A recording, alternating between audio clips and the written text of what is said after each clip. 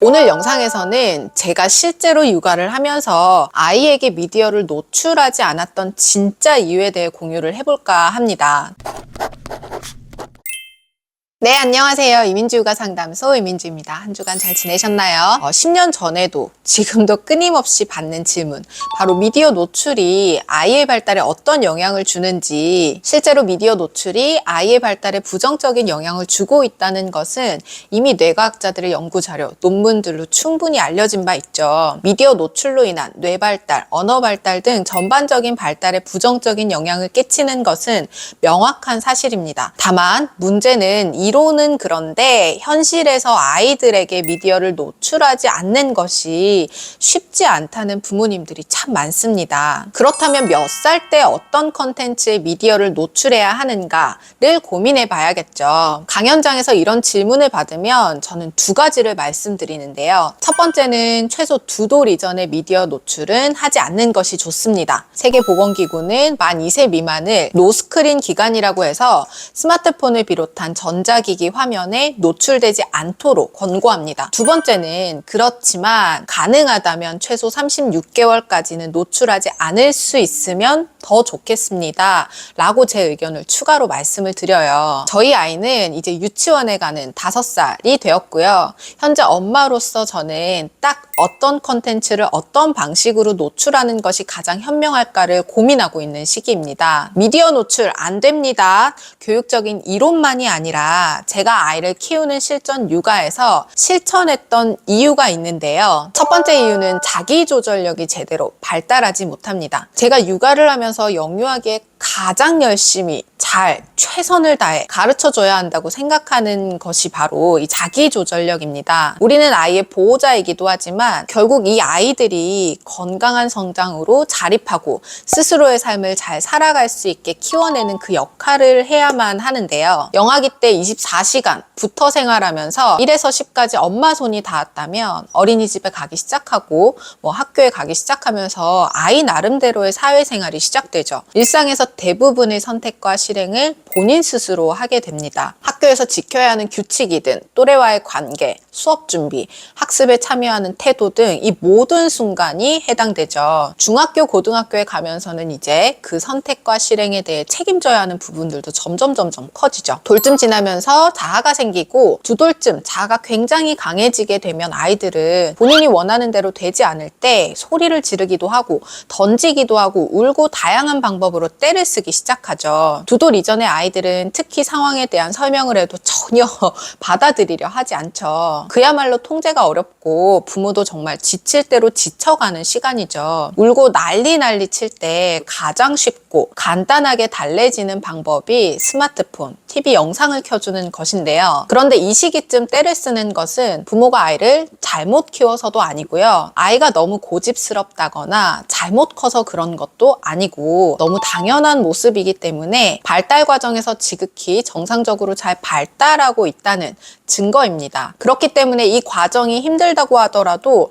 아이들이 정말 많은 시행착오를 겪으면서 이건 이래서 안 되는 거구나, 기다려야 하는 거구나, 참아낼 수도 있어야 하는 거구나, 체득해 나가야 하는 거거든요. 그런데 그 힘듦을 참지 못해서 결국 미디어를 보여주게 되면요, 그 순간은 일단 빨리 상황이 정리되기 때문에 부모도 아이도 쉽게 지나갈 수는 있어요. 그런데 떼를 쓰기 시작하는 시기쯤부터 자기 조절력이 잘 발달하는 48개월 사이에 아이가 떼를 쓸 때 스마트폰으로 달래버리는 것은 그 화와 짜증을 스스로 조절하는 것이 아니라 부모도 회피, 아이도 회피하는 상황밖에는 안 된다는 건 어쩔 수 없는 사실이죠. 이런 아이들의 행동 특징을 보면 기본적으로 일상생활이 미디어의 힘을 빌리지 않으면 점점 힘들어집니다.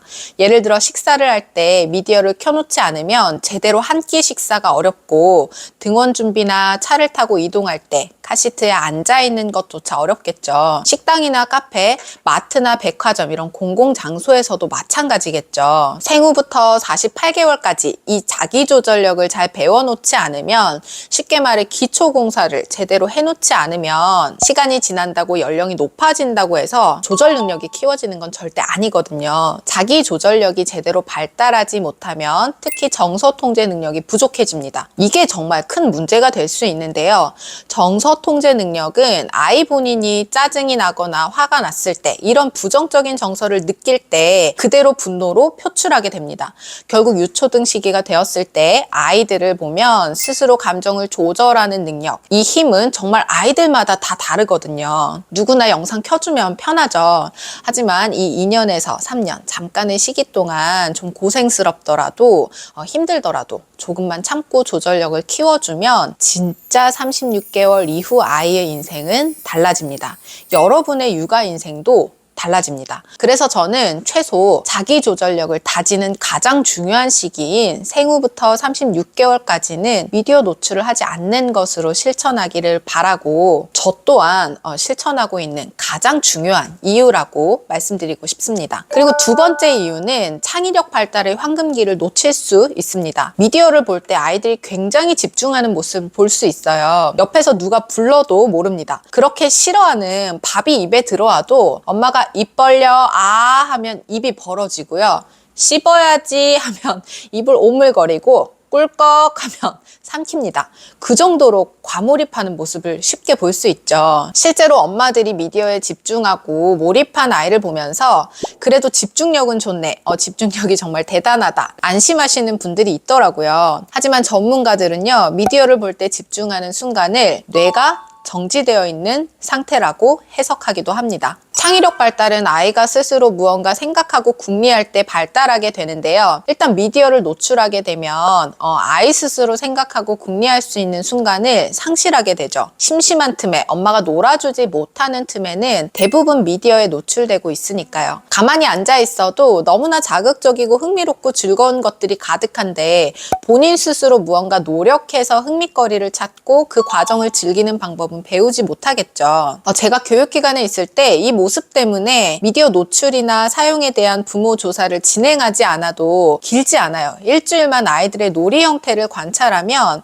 대체로 미디어 노출이 되고 있는 아이와 그렇지 않은 아이가 눈에 쏙쏙 구분이 되는 경우들이 참 많았어요. 창의력은 어떤 과목의 배움이나 학습의 문제가 아니에요. 그렇게 영유아기, 창의력 발달의 황금기를 절대 놓치지 않아야 한다는 이유로 저는 적정 시기 이전에 미디어를 노출하는 것은 하지 않았던 겁니다. 세 번째 이유는 이 뇌세포, 뇌신경망을 지키기 위함입니다. 사람은 1000억 개의 뇌세포를 가지고 태어난다고 하는데요. 태어났을 때 굉장한 세포들이 있지만 연결되어 있지 않은 상태라고 해요. 생후 24개월까지 뇌신경회로가 급속히 발달하고 그 시기에 받는 외부 자극과 경험을 통해 세포와 세포 간 연결이 되는데요. 안타깝게도 자극을 받지 않는 경우 뇌에서 이 세포 간 연결은 필요 없다고 판단돼요. 그 시냅스 신경망은 가지치기가 돼요. 여기에 가장 영향을 주는 것이 바로 디지털 미디어라고 합니다. 실제로 뇌파를 보면 왼쪽이 정상적인 뇌파이고 오른쪽이 스마트폰 중독된 아이의 뇌파인데요. 일단 색깔이 고르지 못한 모습이죠. 보라색으로 표시된 부분, 가장 활발하게 발달해야 하는 전두엽 기능이 떨어져 있다는 것이 너무나 명확하게 보이고 반대로 시각적 자극 처리 기관인 좌뇌 후두엽만 지나치게 활성화되어 이 뇌 발달의 불균형을 초래하게 됩니다. 그래서 오감각을 통해 다양한 외부 자극과 경험을 하는 것이 그 무엇보다 중요하기 때문에